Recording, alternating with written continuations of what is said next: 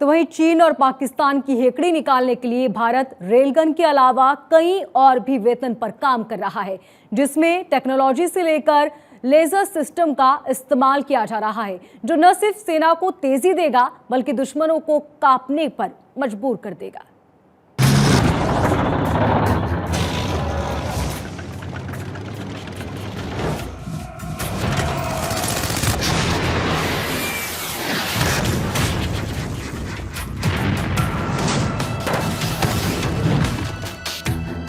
भारत अपनी सैन्य क्षमताओं को लगातार बढ़ा रहा है, जिससे चीन और पाकिस्तान की हेकड़ी निकाल सके। इलेक्ट्रोमैग्नेटिक रेलगन की ही तरह कई और फ्यूचर वेपन्स पर काम हो रहा है, जिनके नाम से ही दुश्मन थर थर कांपने लगे। ये वो हथियार हैं जिन पर दुनिया की महाशक्ति अमेरिका समेत तमाम बड़ी सैन्य ताकतें काम कर रही हैं। हाइपरसोनिक ग्लाइड व्हीकल भारत की सबसे महत्वाकांक्षी सैन्य हथियारों में हाइपरसोनिक ग्लाइडर हथियार है। डीआरडीओ ने 2020 में मानव रहित स्क्रैमजेट का सफल परीक्षण किया था।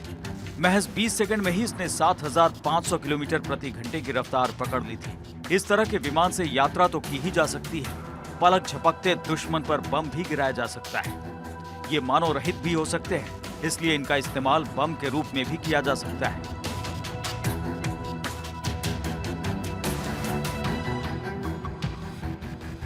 हाइपरसोनिक विमान वो विमान होते हैं जिनकी रफ्तार 6,126 से 12,251 किलोमीटर प्रति घंटा तक होती है। सुपरसोनिक ब्रह्मोस 2 मिसाइल रूस के साथ मिलकर भारत ब्रह्मोस 2 हाइपरसोनिक मिसाइल बना रहा है। इसमें भी स्क्रैमजेट इंजन लगाया जाएगा, जो मिसाइल को शानदार गति और ग्लाइड करने की ताकत देगा। मिसाइल की रेंज करीब 600 किलोमीटर तक होगी,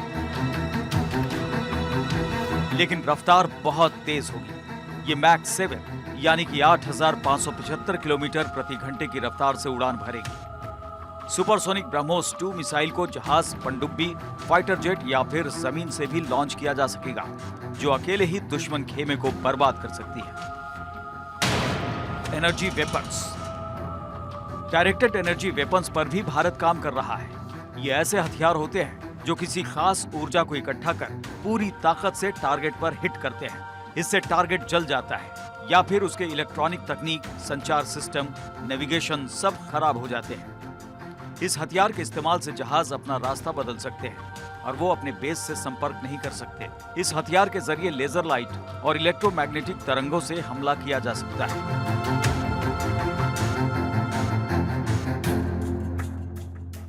दुर्गा 2 डीआरडीओ एक खुफिया प्रोजेक्ट पर काम कर रहा है, जिसका नाम दुर्गा 2 दिया गया है।